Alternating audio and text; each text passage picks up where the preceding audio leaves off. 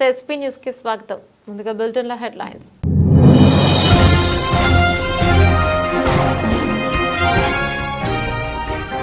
Google to Nvidia 15 top tech సీఈఓలతో ప్రధాని Modi round table సమావేశం.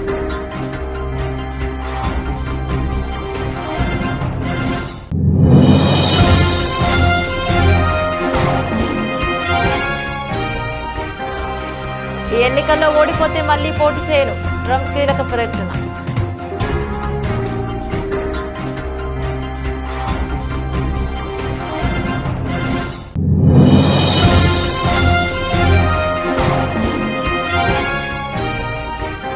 క్వాడ్ వేదికగా ప్రధాని మోదీ ప్రకటన. బీటెక్ విద్యార్థులకు 50 ఇండో పసిఫిక్ స్కాలర్షిప్లు.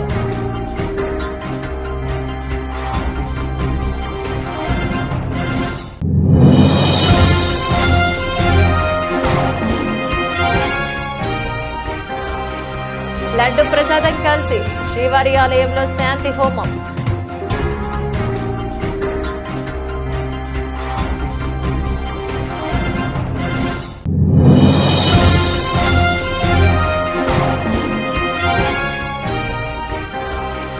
దాతలు దయతలిస్తే సీఎం బ్రేక్ఫాస్ట్. బీఆర్ఎస్ పథకానికి నయా పైసా విడుదల చేయని సర్కార్.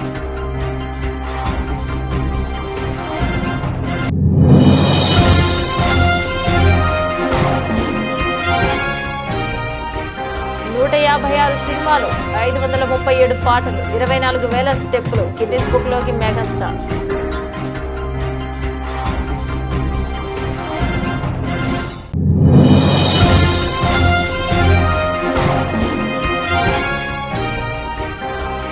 భారత్ స్వర్ణ చరిత్ర. చెస్ ఒలింపియాడ్లో డబుల్ ధమాకా.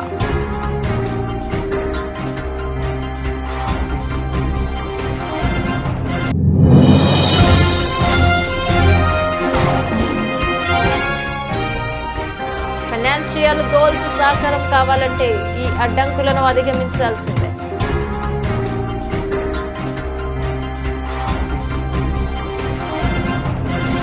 ప్రధానమంత్రి నరేంద్ర మోదీ అమెరికా పర్యటన కొనసాగుతోంది. 3 రోజుల పర్యటన నిమిత్తం అమెరికా వెళ్లిన ప్రధాని క్వాడ్ దేశాల సదస్సులో పాల్గొన్నారు. ఆ తర్వాత న్యూయార్క్ లో జరిగిన భారత ప్రవాస భారతీయులతో ప్రత్యేక కార్యక్రమానికి హాజరై మాట్లాడారు. తాజాగా టెక్ కంపెనీల సీఈఓలతో ప్రధాని రౌండ్ టేబుల్ సమావేశంలో పాల్గొన్నారు. Massachusetts institute of technology school of engineering New York లోని ఓ హోటల్లో ఈ సమావేశాన్ని నిర్వహించింది. Google CEO Sundar Pichai, Adobe CEO Santhan Narayan, Nvidia మరియు సీఈఓ జేన్సన్ హగ్ సహా 15 టాప్ టెక్ సీఈఓలు రౌండ్ టేబుల్ సమావేశంలో పాల్గొన్నారు. సమావేశానికి సంబంధించిన ఫోటోను మోదీ ఎక్స్ వేదికగా పంచుకున్నారు. సీఈఓలతో ఫలప్రదమైన చర్చలు జరిగాయని, టెక్నాలజీ, ఇన్నోవేషన్ తదితర అంశాల గురించి చర్చించినట్లు తెలిపారు. సాంకేతిక ఆవిష్కరణలు సహా పలు అంశాలపై చర్చలు జరిపామన్నారు. ఆయా రంగాల్లో భారత్ సాధించిన ప్రగతి గురించి మాట్లాడినట్లు చెప్పారు. మేడ్ బై ఇండియా గురించి ప్రత్యేకంగా ప్రస్తావించినట్లు వెల్లడించారు. तो ये दृश्य हम आपको दिखा रहे हैं. प्रधानमंत्री ने जो विभिन्न तकनीकी से जुड़ी हुई जो कंपनियां हैं और ख़ासकर एआई और सेमीकंडक्टर इस क्षेत्र से जुड़ी हुई जो कंपनियां हैं, क्वांटम कंप्यूटिंग से जुड़ी हुई जो कंपनियां हैं, उनके सीईओ यहाँ पर मौजूद हैं. ये दृश्य आप देख सकते हैं. और प्रधानमंत्री ने इस गोलमेज बैठक में हिस्सा लिया है. विभिन्न जो सीईओ हैं उन्होंने अपनी बात प्रधानमंत्री के सामने रखी है और प्रधानमंत्री ने काफ़ी गंभीरता से इन सभी मुख्य कार्यकारी अधिकारियों की बात यहाँ पर सुनी है. तो प्रधानमंत्री के अमेरिका दौरे की एक अहम कड़ी के रूप में इसको देखा जा सकता है. दूसरे दिन, अपने दौरे के दूसरे दिन प्रधानमंत्री ने शुरुआत की थी. भारतीय जो प्रवासी वहाँ पर रहते हैं, डायस्पोरा के लोग, उनको संबोधित करने के साथ और उसके बाद अब प्रधानमंत्री ने विभिन्न जो तकनीकी कंपनियां हैं उनके मुख्य कार्यकारी अधिकारियों के साथ एक गोलमेज बैठक में हिस्सा लिया है. वो दृश्य हम आपको दिखा रहे हैं. అమెరికాలో అధ్యక్ష ఎన్నికలకు మరో 43 రోజులు మాత్రమే సమయం ఉంది. దీంతో ప్రధాన అభ్యర్థులు డొనాల్డ్ ట్రంప్, కమలా హారిస్ తమ ప్రచార బోరు పెంచారు. ఇక ఈ క్రమంలోనే ఒకరిపై ఒకరు మాటల తూటాలను పేల్చుకున్నారు. ఈ నేపథ్యంలో రిపబ్లికన్ పార్టీ తరపున పోటీ చేపడుతున్న మాజీ అధ్యక్షుడు డొనాల్డ్ ట్రంప్ తాజాగా కీలక వ్యాఖ్యలను చేశారు. నవంబర్ 5న జరిగే ఎన్నికల్లో తాను గెలవకపోతే మరోసారి అధ్యక్ష ఎన్నికల్లో పోటీ చేయబోనని ప్రకటించారు. ఇక నవంబర్ 5న జరిగే అధ్యక్ష ఎన్నికల్లో మేం ఓడిపోతామని అస్సలు అనుకోవడం లేదు, ఆలోచన లేదు. మేము తప్పకుండా విజయం సాధిస్తామన్న నమ్మకం ఉంది. ఒకవేళ ఓడిపోతే 2028 ఎన్నికల్లో మేము బరిలోకి దిగను. ఈ నిర్ణయానికి కట్టుబడి ఉంటానని ట్రంప్ స్పష్టం చేశారు. ప్రస్తుతం ట్రంప్ వ్యాఖ్యలు వైరల్గా మారాయి. ట్రంప్ ఇప్పటికే ఒకసారి అధ్యక్షుడిగా బాధ్యతలు నిర్వర్తించిన విషయం తెలిసిందే. ఇక 2016 నవంబర్లో జరిగిన ఎన్నికల్లో తొలిసారి ఆయన రిపబ్లికన్ పార్టీ తరపున పోటీ చేసి గెలుపొందారు. ప్రత్యర్థి హిలరీ క్లింటన్ పై విజయం సాధించారు. ఆ తర్వాత 2020 ఎన్నికల్లో జో బైడెన్ పై మరోసారి పోటీ చేశారు. అయితే ఆ ఎన్నికల్లో ట్రంప్ ఓటమి చవిచూశారు. ఇప్పుడు మరోసారి అధ్యక్ష బరిలో దిగి తన అదృష్టాన్ని పరీక్షించుకునేందుకు సిద్ధమయ్యారు. ఇక నవంబర్ 5న అమెరికా 47వ అధ్యక్షుడి కోసం ఎన్నికలు జరగనున్న విషయం తెలిసిందే. ఎన్నికల్లో ట్రంప్ కు డెమోక్రటిక్ అభ్యర్థి ప్రస్తుత ఉపాధ్యక్షురాలు కమలా హారిస్ గట్టి పోటీనిస్తున్నారు. ఈ ఎన్నికల్లో కమలా అదే పై చేయని అత్యధిక సర్వేలు అంచనా వేస్తున్నాయి. కీలక రాష్ట్రాల్లోనూ కమలా హారిస్ దే పై చేయి కొనసాగుతోందని సర్వేలు చెబుతున్నాయి. దీంతో ఎన్నికల్లో సర్వత్రా ఆసక్తి నెలకొంది.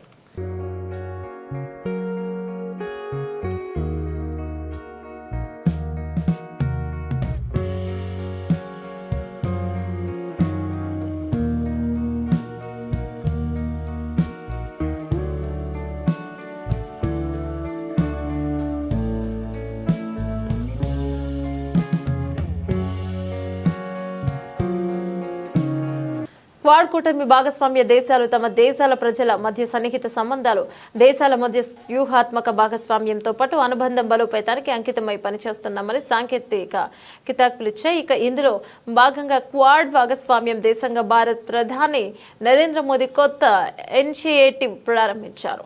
ఇందో పసిఫిక్ ప్రాంత దేశాలకు చెందిన 50 మంది విద్యార్థులకు $5 లక్షల క్వాడ్ స్కాలర్షిప్ ప్రకటించారు. భారత ప్రభుత్వ నిధులతో పనిచేస్తున్న ఇంజనీరింగ్ కాలేజీలో 4 ఏళ్ల బీటెక్ కోర్సు పూర్తి చేసే ఇండో పసిఫిక్ ప్రాంత విద్యార్థులకు ఈ స్కాలర్షిప్ అందిస్తారు. అమెరికా అధ్యక్షుడు జో బైడెన్ డెలావేర్ రాష్ట్రంలోని తన సొంత నగరం వెల్మింగ్స్టన్లో క్వాడ్ దేశాధినేతలకు ఆదివారం విందునిచ్చారు. ఇక ఈ విందు సమావేశంలో ఆస్ట్రేలియా ప్రధాని ఆంటోనీ ఆల్బనీస్, భారత ప్రధాని నరేంద్ర మోదీ, జపాన్ ప్రధాని కిషిదా ఫుమియో, అమెరికా అధ్యక్షుడు జో బైడెన్ పాల్గొన్నారు.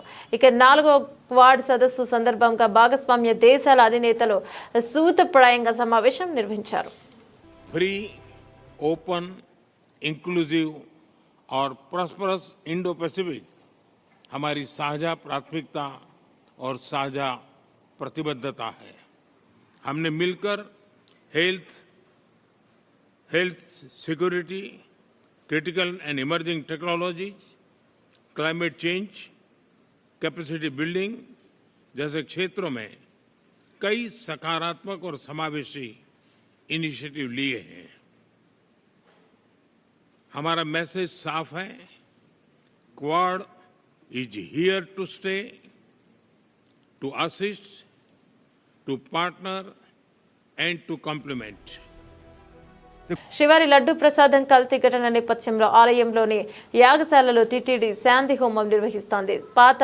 పాత్ర శుద్ధి, ఇక యంత్ర శుద్ధి, స్థల శుద్ధితో పాటు పంచగవ్య ప్రోక్షణతో ప్రాయశ్చిత్తం కార్యక్రమం కొనసాగుతుంది. దోష నివారణ ఆలయ యోగశాలలో ఉదయం 6 గంటలకు ప్రారంభమై హోమం 10 గంటలకు ముగియనుంది. హోమంతో పాటు అన్ని పోటీల్లో అర్చకులు సంప్రోక్షణ చేయనున్నారు. వాస్తు యాగం అనంతరం లడ్డూ పోటీ ఇక విక్రయశాలలో వాస్తు శుద్ధి చేయనున్నారు. విమాన ప్రకారం దగ్గర 3 హోమగుండాలతో మహాక్రతువు కొనసాగుతుంది. 8 మంది అర్చకులు, 3 ఆగమ సలహాదారులు యాగం నిర్వహిస్తున్నారు. ఇక ద్రవ్యశాల ఆలయ ప్రాంగణంతో పాటు గర్భాలయంలో సంప్రోక్షణ చేయాలని నిర్ణయించారు.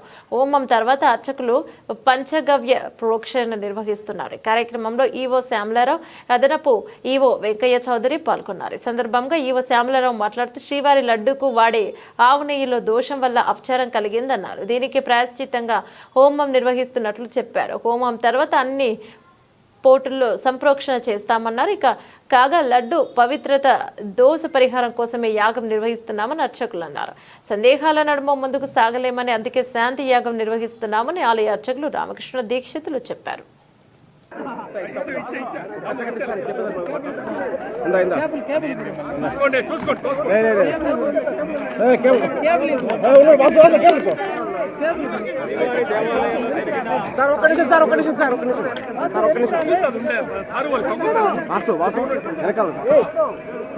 ఏం చేయలేవు జరిగిన దోషాలకు ప్రాయశ్చిత్తంగా ఈరోజు దేవాలయంలో శాంతి హోమం చేయడం జరుగుతోంది. దేవాలయంలో వివిధ ప్రాంతాల్లో ప్రోక్షణ కార్యక్రమం చేస్తున్నాము. ఈ సందర్భంగా ఈ దేవాలయం యొక్క ప్రధాన అర్చకులు మీతో మాట్లాడుతున్నారు. వెంకటేశయ్య తిరుమల శ్రీవారాలయంలో ఇటీవల ఒక వారం రోజుల ముందు మనకి ద్రవ్యాలలో కల్తీ జరిగిందని దోషాలు పదార్థాలు తెలిసాయని తెలిసింది. ఆ యొక్క దోషాలన్నీ ఇటీవల తెలిసింది. దానికి ముందే పవిత్రోత్సవాల ముందే నెయ్యిని మార్చడం జరిగిందనేది తెలిసింది. కాబట్టి ఇటీవల జరిగిన దోషాలన్నీ కూడా దాని లోపలి ఇప్పుడు శాంతి హోమాన్ని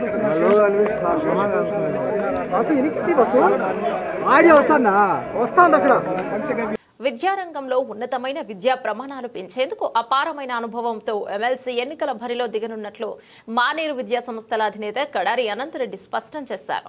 కరీంనగర్లో మీడియాతో మాట్లాడిన అనంతరెడ్డి విద్యారంగంలో అపారమైన అనుభవం సాధించిన తనకు నాణ్యత గల విద్యను అందించేలా కీలక మార్పులు తీసుకొస్తానన్నారు. చాలా ప్రాంతాల్లో విద్యా సంస్థలను స్థాపించి ఎంతో మంది విద్యార్థులను ఉన్నత శిఖరాలకు ఎదిగేలా మానేరు విద్యా సంస్థలు విశేషంగా కృషి చేస్తున్నాయన్నారు. మా ట్రస్ట్ ఏదైతుందో 2 సంఘాలు ఏదైతుందో మాకు మొదట ఒకటి ఉండేది. ఈ 2 సంఘాల మద్దతు నాకు ఉంది. 2 సంఘాల మద్దతు కూడగట్టుకొని నేను ఈ పోటీలో పొందుతున్నాను. వీటితో పాటు జూనియర్ కాలేజీ, డిగ్రీ కాలేజీ కూడా నాకు వాళ్ళ సపోర్ట్ కూడా ఎక్స్టెండ్ చేశారు.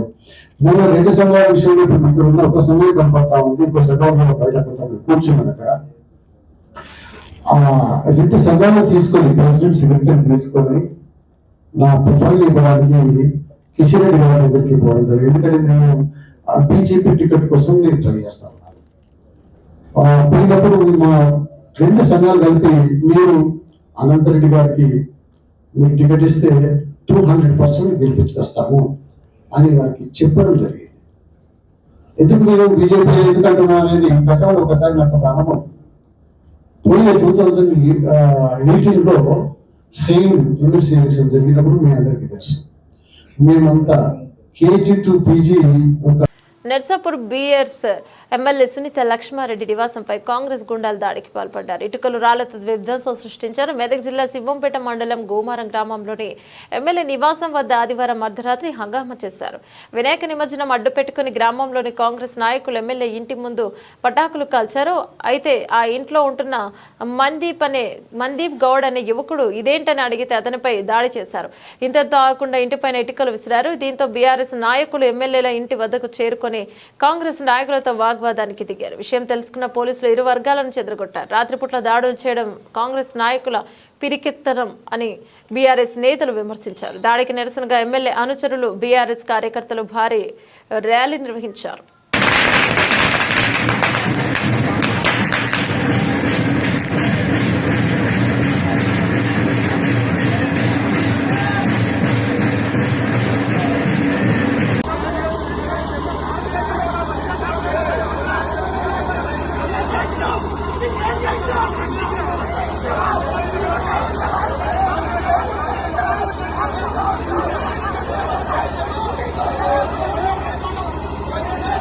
సర్కారు బడుల్లో విద్యార్థుల ఆకలి తీర్చేందుకు గత కేసీఆర్ ప్రభుత్వం అమలు చేసిన సీఎం బ్రేక్ఫాస్ట్ పథకాన్ని ప్రస్తుత కాంగ్రెస్ ప్రభుత్వం నిలిపేసింది. విద్యార్థుల్లో రక్తహీనతను రూపుమాపడం, పోషకాహారం అందించడమే లక్ష్యంగా నాడు తెచ్చిన ఈ పథకానికి 8 నెలలుగా రాష్ట్ర సర్కారు నిధులు విడుదల చేయకపోవడంతో దాని లక్ష్యం నీరుగారింది. దీంతో బీఆర్ఎస్ సహా విపక్షాల నుంచి తీవ్రమైన విమర్శలు రావడంతో అనివార్య పరిస్థితుల్లో పథకాన్ని మరో తీరుగా అమలు చేసేందుకు స్థిరపడింది. ఈ పథకాన్ని దాతల సహకారంతో నిర్వహించాలని రాష్ట్ర ప్రభుత్వం యోచిస్తోంది. పథకం పేరు మార్చి కొత్త పథకంగా అమలు చేసేందుకు రంగం సిద్ధం చేస్తోంది. సీఎం రేవంత్ రెడ్డి ప్రాతినిధ్యం వహిస్తున్న కొడంగల్ నియోజకవర్గంలో పైలట్ ప్రాజెక్టుగా బ్రేక్ఫాస్ట్ పథకాన్ని మళ్లీ ప్రారంభించనున్నారు. ఆ తర్వాత రాష్ట్రం అంతటా ఈ పథకాన్ని విస్తరించాలని ప్రణాళిక రూపొందిస్తున్నారు. సీఎం బ్రేక్ఫాస్ట్ పథకానికి ఏటా 700 కోట్లు ఖర్చు చేయాల్సి ఉంది. రేవంత్ రెడ్డి సర్కారు ఈ నిధులు ఇవ్వలేక దాతలు సిఎస్ఆర్ నిధుల్లో వేటలో పడింది. వాస్తవానికి బ్రేక్ఫాస్ట్ స్కీమ్ పాతది. అధికారంలోకి వచ్చిన తర్వాత ఈ పథకాన్ని సర్కార్ నిలిపివేసింది. నయా పైసా విడుదల చేయకుండా నిర్లక్ష్యంగా వ్యవహరించింది. రాష్ట్రంలో 2023 అక్టోబర్ 6వ తేదీన సీఎం బ్రేక్ఫాస్ట్ పథకాన్ని అప్పటి మంత్రులు హరీష్ రావు, సవితా ఇంద్రారెడ్డి పాఠశాలల్లో ప్రారంభించారు. ఇక 23 లక్షల విద్యార్థులకు లబ్ధి చేకూర్చలే పథకాన్ని కేసీఆర్ సర్కార్ రూపకల్పన చేసింది. అయితే పీఎం పోషణ్ స్కీమ్లో భాగంగా బ్రేక్ఫాస్ట్ పథకాన్ని అమలు చేయాలని కేంద్రం భావిస్తోంది.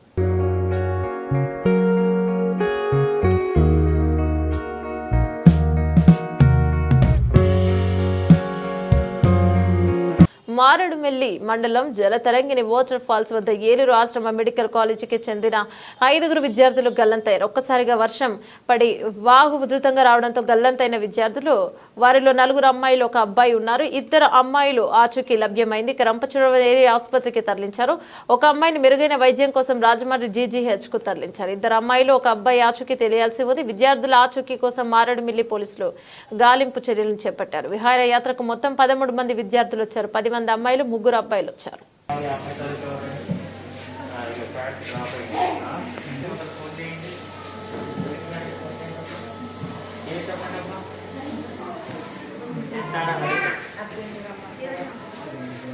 వాళ్ళ నాన్నగారి పేరు తెలీదా? 20 ఏళ్ళ ఎవరు? ఏలూరా? ఒకరు మోల్స్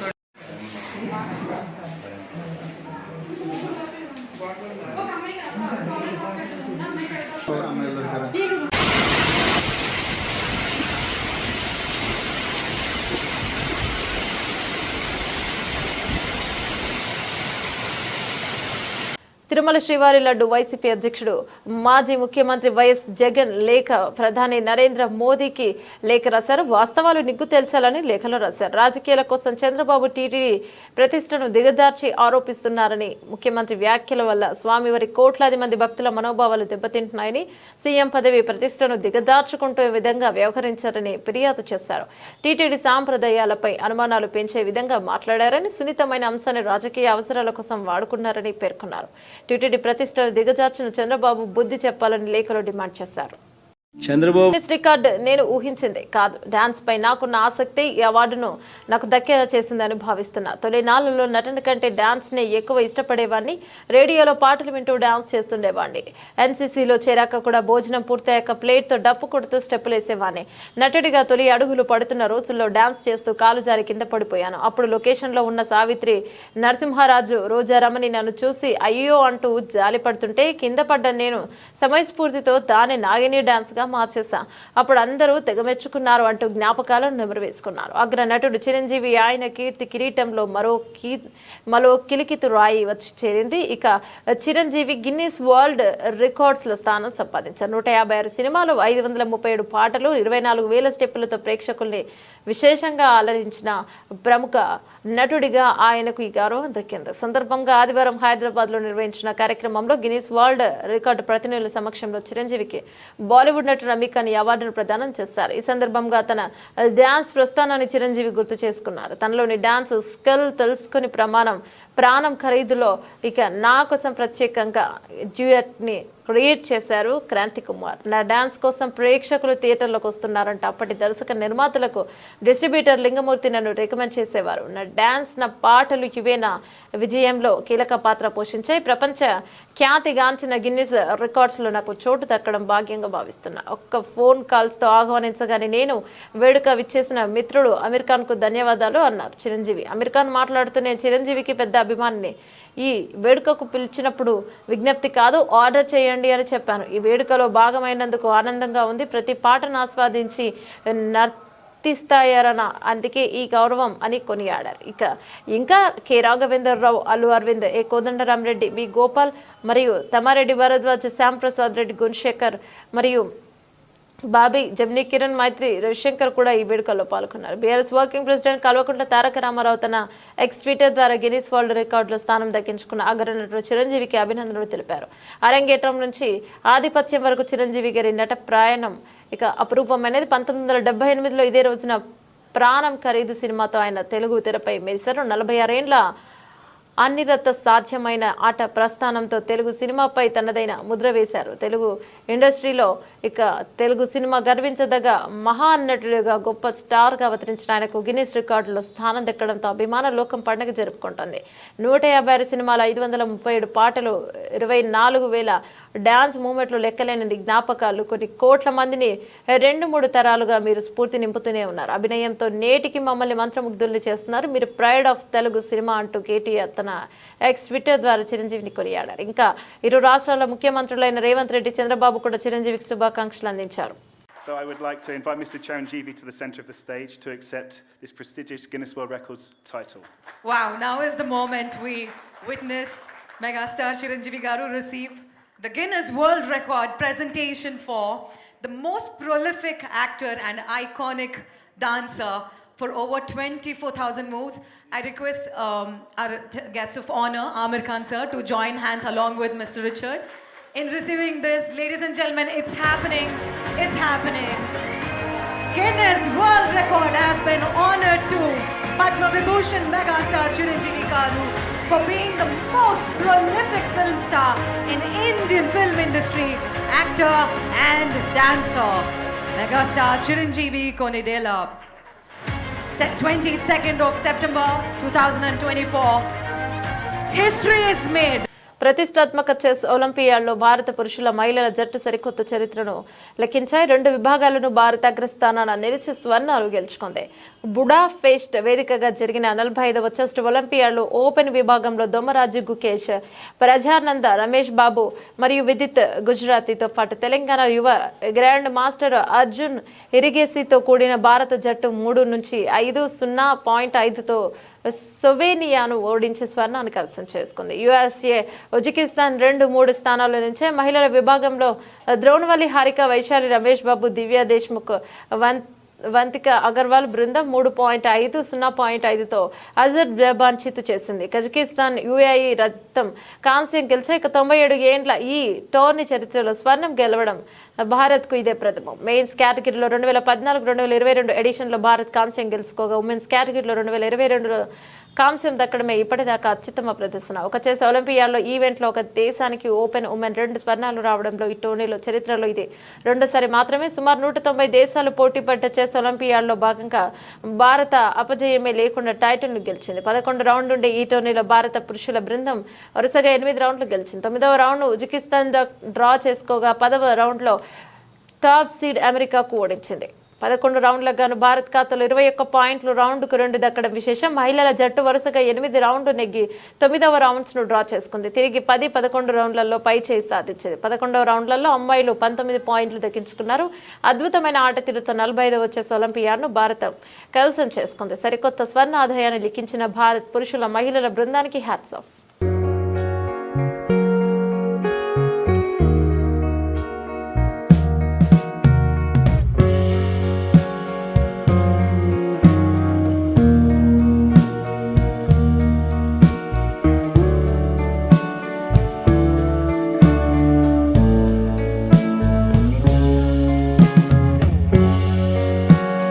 ప్రతి ఒక్కరికి వారి వారి ఆర్థిక లక్ష్యాల సాధనకు నగదే ప్రధానం. కానీ ఆ నగదు పొదుపు విషయంలో అనేక అడ్డంకులు వస్తున్నాయి.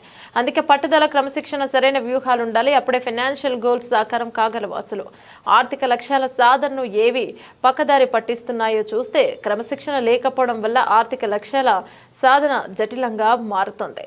ఇక అలాగే అనవసరపు టూర్లతోనూ లేనిపోని ఖర్చు ఇలాంటివన్నీ చాప కింద నీరులా మీ ఆర్థిక లక్ష్యాలను దెబ్బతీస్తాయని మరువద్దు. ద్రవ్యోల్బణాన్ని దృష్టిలో పెట్టుకుని మన ఆదాయాలను పెంచుకుంటూ పోవాలి. లేకపోతే మన సంపాదన పొదుపు పెరిగే ధరలు మింగేస్తాయి. అది పిల్లల చదువుకయ్యే ఖర్చులు కావచ్చు, లేదా మనం కావాలనుకునే ఇల్లు కావచ్చు, మరేదైనా కావచ్చు. జీవితంలో ఎప్పుడు ఏం జరుగుతుందో ఊహించలే. ముఖ్యంగా వైద్యావసరాలు ఎలా ఉంటాయో కూడా తెలియదు. కాబట్టి అనుకోని ఆరోగ్య సమస్యలతో కూడిన ఆర్థిక లక్ష్యాలు దెబ్బతింటాయి. ఇక ఇలాంటి ఆటంకమే పెట్టిన పెట్టుబడుల్లో రాబడులు తగ్గి అనుకున్న స్థాయిలో నగదును సమీకరణాలు కష్టమవుతాయి. కాబట్టి మన చేతిలో లేని వాటికి మనం ఏం చేయలేం. ఉన్న వాటికైనా జాగ్రత్తతో ముందుకెళ్తే అనుకున్నది సాధిస్తాం.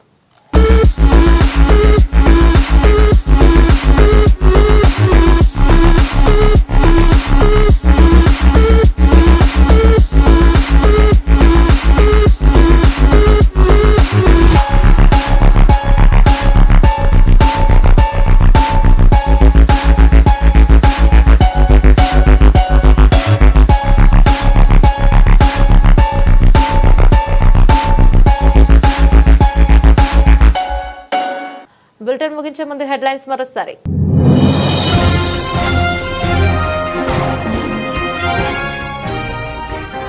Google to Nvidia 15 top tech సీఈఓలతో ప్రధాని మోదీ రౌండ్ టేబుల్ సమావేశం.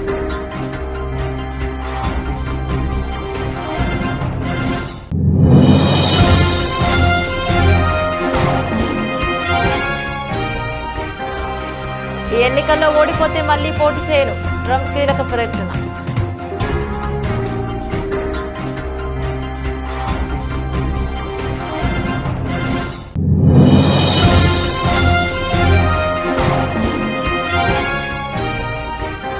క్వాడ్ వేదికగా ప్రధాని మోదీ ప్రకటన. బీటెక్ విద్యార్థులకు 50 ఇండో పసిఫిక్ స్కాలర్షిప్లు.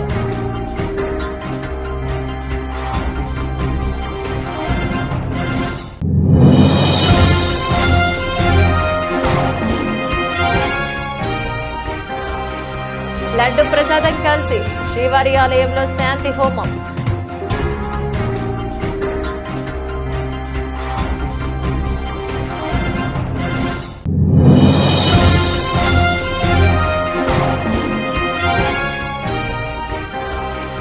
దాతలు దయతలిస్తే సీఎం బ్రేక్ఫాస్ట్. బీఆర్ఎస్ పథకానికి నయా పైసా విడుదల చేయని సర్కార్.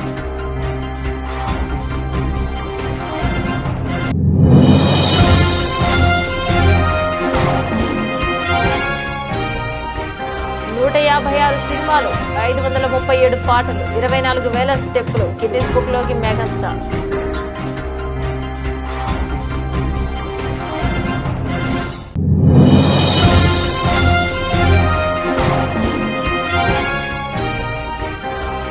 భారత్ స్వర్ణ చరిత్ర. చెస్ ఒలింపియాడ్లో డబుల్ ధమాకా.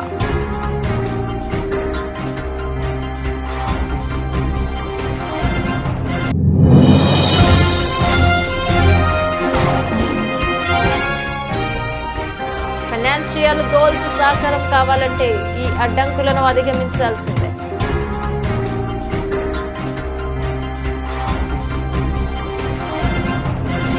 ఇవి బులెటిన్లోని అప్డేట్స్. మరో బులెటిన్లో మళ్ళీ కలుసుకుందాం. అంతవరకు సెలవు. నమస్తే.